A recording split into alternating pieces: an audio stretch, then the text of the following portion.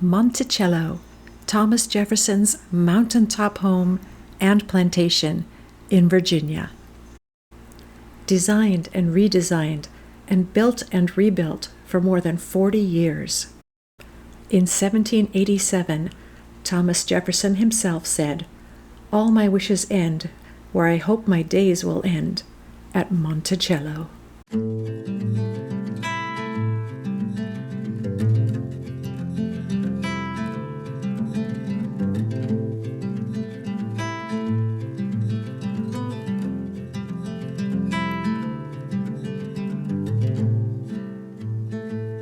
After parking, we walked up this beautiful brick walkway towards the entrance, where you can purchase your tickets and plan your tour. Here is where we purchased our tickets and then went on into the courtyard to wait for our bus. There are 5 kinds of tickets you could purchase. One just to the grounds, another is a family-friendly tour, then there's the From Slavery to Freedom tour, and the Highlights tour, which we purchased, and lastly, the Behind-the-Scenes tour.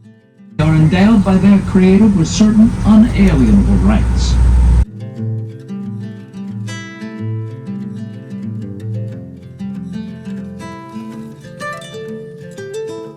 And here we are at Monticello, the beloved home of Thomas Jefferson, who did a lot of things, including doubling the size of the United States with the Louisiana Purchase. If you live in any of the Great Plains states west of the Mississippi, Jefferson bought your land to begin with, so a whole bunch of states are in there. But Jefferson also was the author of the Declaration of Independence, where he said that all of us are endowed by our Creator, capital C, with inalienable rights, natural law, life, liberty, the pursuit of happiness. We don't get those rights from the majority or from the people or from the government. We get them from our Creator. We're created with them. That's why he called them inalienable. It's part of who we are. And there comes some thunder to kind of emphasize what I was saying. It's pretty windy here, and the clouds are dark. I have no idea if we're going to have a rainstorm while we're here, but we paid for the tickets, we're here, and we're staying. While you wait for your tour, you're welcome to walk around the grounds, and they're super impressive.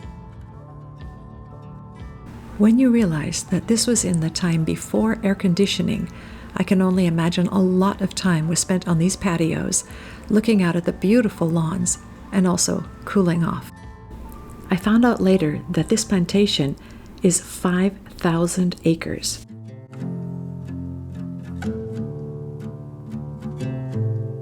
There goes one of many shuttles. You take it up to the house and you take it back down, and you can also step off and visit Thomas Jefferson's grave. An interesting fact about this place: 130 enslaved men, women, and children lived at Monticello at any given time. Can you imagine having a front lawn like this? It's absolutely enormous. I can't even imagine all the work that goes into keeping this place as beautiful as it is. There she is. Beautiful building.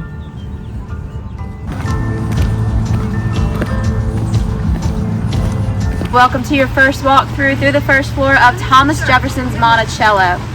What comes to mind when you hear the name Thomas Jefferson? No wrong answers, whatever pops into your head first. Declaration of Independence. Declaration of Independence. Louisiana Purchase. Louisiana Purchase.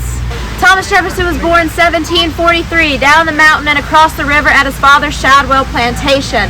As a boy, he hiked on this mountain and decided one day he wished to build his home here atop what he called his little mountain. So that's where the name Monticello comes from. It means little mountain in the Italian language. The home itself, he called it his essay in architecture. It took 40 years to complete. Wow. Construction began 1769 and it was finished the year he retired, 1809. He wrote the Declaration of Independence. He was a wartime governor of Virginia, the American minister to France, and then he became the 1, 2, 3 founding father. He was the first Secretary of State, second Vice President, and finally the third American President before he retired here. Thank you for handling the weather with us today. So as I mentioned, Jefferson, he retired here in 1809. He didn't live at Monticello long there, though. The year he retired, his eldest daughter, her name was Martha Jefferson Randolph. She moved in with her husband and their 11 children. So there would have been a lot of people in the house during Jefferson's retirement. There would have been anywhere between 20 to 25 family members at any point in time. Also living on the 5,000-acre plantation at any point in time was anywhere between 100 and 130 enslaved individuals living and laboring on the 5,000-acre plantation. Today we are going to discuss the lives of some of those who lived here both free and enslaved. At this point, we entered the entrance hall, which highlighted Jefferson's interests and dedication to learning about the world around him. There were artifacts of American natural history, Western civilization, and American Indian cultures. Jefferson often had people waiting for him there for hours on end. I'm assuming this is why he wanted to share these things, these artifacts that he had collected from around the world, with his guests to help them bide their time until they could see him.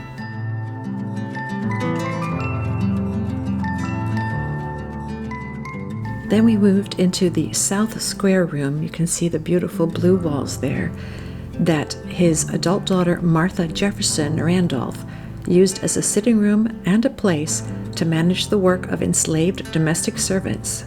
Martha and her husband Thomas Randolph had 12 children, many of whom lived at Monticello during Jefferson's retirement years. During the course of their marriage, Thomas and Martha Jefferson had 6 children, but sadly only 2 lived to adulthood.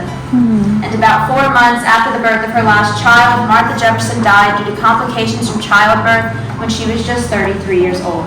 Jefferson furnished his chamber with stylish silk curtains, marble-topped tables, and upholstered armchairs from his house in Paris.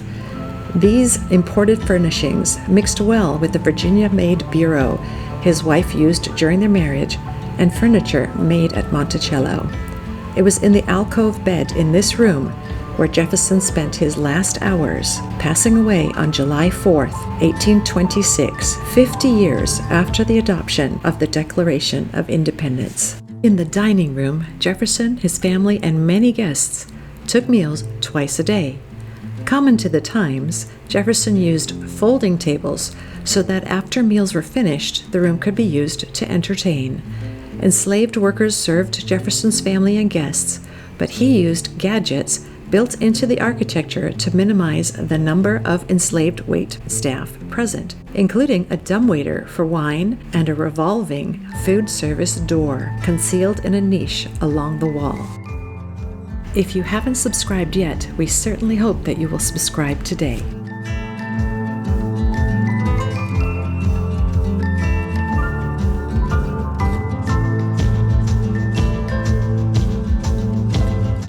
Thomas Jefferson held a complicated relationship with slavery. He wrote calling it a moral and political depravity. He believed its end was inevitable. He referred to slavery as being like holding a wolf by the ear. You can neither hold it nor safely let it go. Justice is in one hand and self-preservation is in the other. And through the course of his life, he owned over 600 individuals as property. In his will, 5 were freed. And out of those over 600 individuals, 10 in total knew freedom. One of the men freed in his will was named Joseph Fawcett. And while Joseph Fawcett was freed, his wife Edith Fawcett, who I mentioned earlier, was not, nor were any of the 8 children that they had at the time. So they were placed up for sale here on the West Lawn, and their family was separated. Joseph Fawcett went on to work tirelessly to earn money to purchase the freedom of his wife and as many of their children as he could. He was eventually able to purchase the freedom of his wife and 5 of their children. About 20 years after the original sale at Monticello, their son Peter Fawcett's freedom was purchased by family friends, and he was reunited with his family in the free state of Ohio. And here's a photograph of Peter Fawcett in his later years.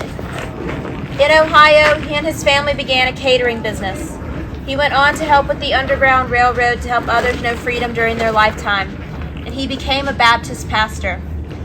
Later in life, his congregation decided they wanted to send him on a trip anywhere of his choosing, and he chose to return here. And in 1900, Peter Fawcett returned to the place where he was once an enslaved young man and was able to walk through the front doors of the home as a free man and welcome guest of Monticello. Awesome. And before we move on, I'm going to show you this photograph. This is from a 2018 Descendants reunion, descendants of the enslaved community at Monticello. This is in connection with the Getting Word African American Oral History Project. Giving word is where Monticello is in contact with descendants of the enslaved community, learning the oral histories and stories that have been passed down through the generations. And last summer, a new contemplative site was dedicated on the property to those over 600 individuals held in bondage here. But before we part ways, I want to discuss with you Thomas Jefferson's legacy.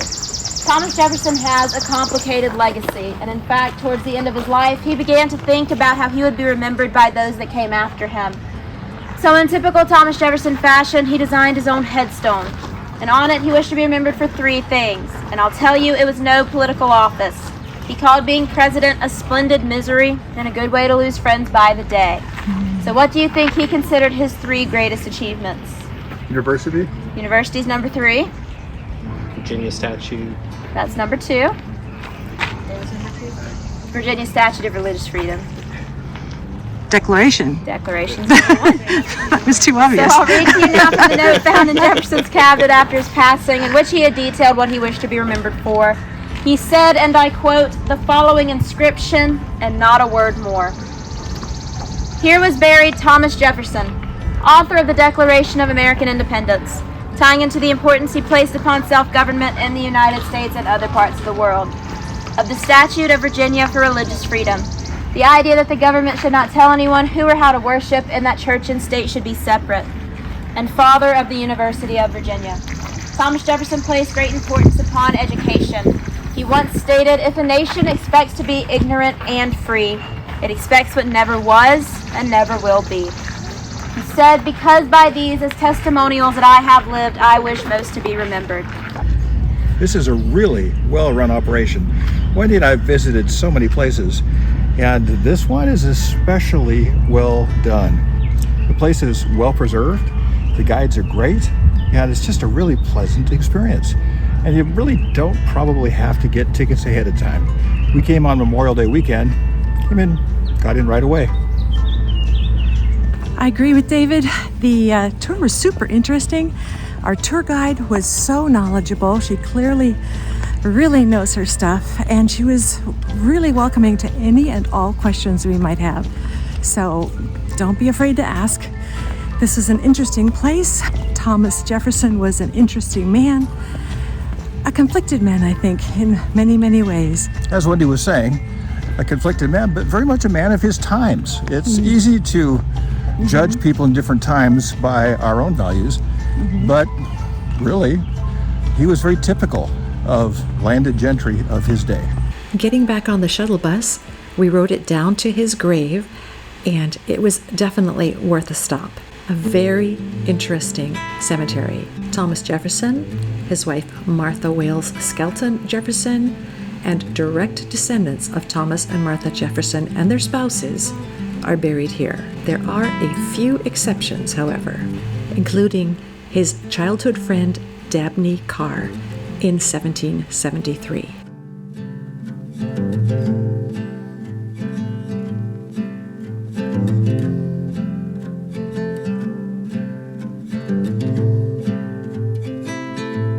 Thanks for joining us on our visit to Monticello. It was a fascinating place, absolutely beautiful, and we sure hope you enjoyed coming along with us. Please remember to like this video, subscribe to our channel, and click that bell for notifications.